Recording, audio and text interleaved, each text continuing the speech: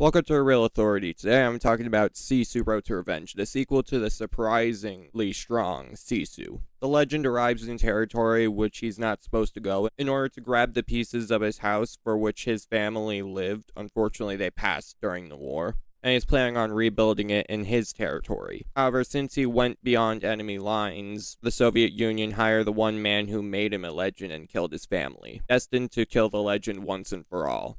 I didn't have high hopes for Sisu Road to Revenge because the first Sisu was just so strong that I was unsure of how they would continue it. Because the first movie feels like a closed book, like it's the story of a man basically getting his gold back.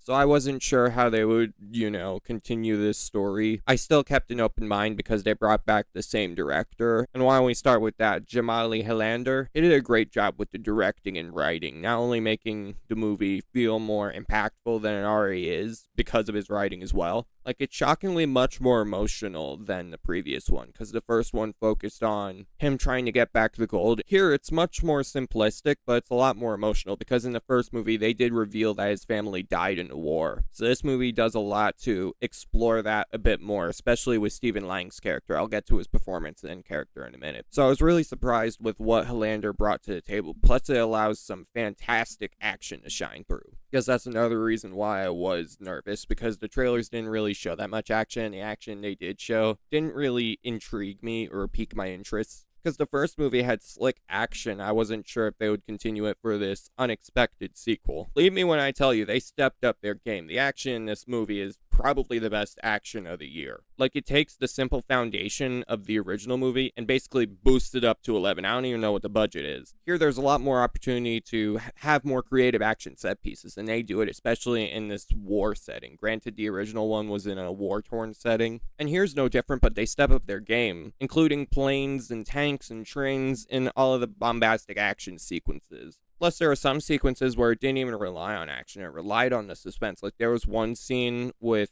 glass. I'm not going to say anything else because of spoilers, but that was an incredible suspense set piece. Also, Jorma Tomila as Sisu, he continues to be strong as the title character. He doesn't need to say anything in order to sell the emotion and the strength he has. Like, the original only had him talking at the end, so he's a silent protagonist worth rooting for. Plus, he's absolutely capable in the action sequences. Like, it's incredible to see. And you root for him every step of the way because instead of just, shoot, shoot, shoot, he has to use his ingenuity and just think about how to get out of this situation. It's not as easy as, okay, he's immortal, because he's not.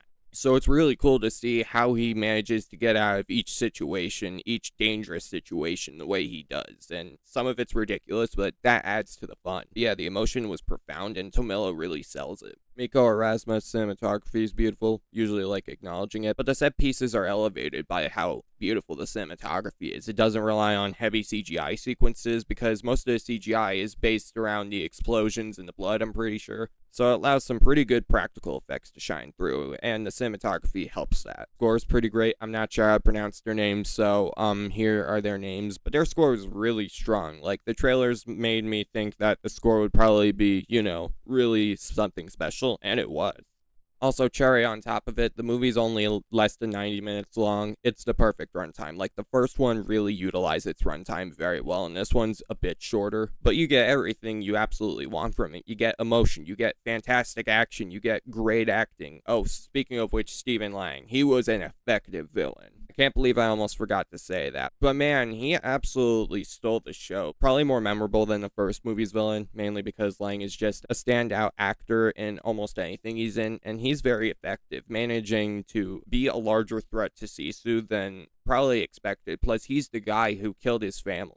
There are some menacing lines of dialogue which he sells, like one where he's talking about Sisu's family is just so heartbreaking, and he just does not care. He only cares about the torment he's causing this legend, basically cleaning up the mess he created, apparently. So yeah, I definitely gotta give Lang credit there. He was a pretty effective villain. I guess there's not that much to say about Sisu Road to Revenge. It is better than the original, which I am surprised I'm saying. It's perfectly paced, it has fantastic action, probably the best action of the entire year, with Jorma Tomilla absolutely continuing to shine as Sisu, plus just effective direction. Point is, if you love the original Sisu, you will have a fantastic time with this sequel, and if not, if you're just a casual action fan, you're going to get more than what you were expecting. It's definitely a film worth checking out, and definitely remembering, so surprisingly enough, The Real Authority approves. 10 out of 10. Make sure to leave a like, subscribe to the channel, turn on post notifications, and comment your thoughts on the movie, and let me know what you prefer, the original or this sequel. Alright, peace.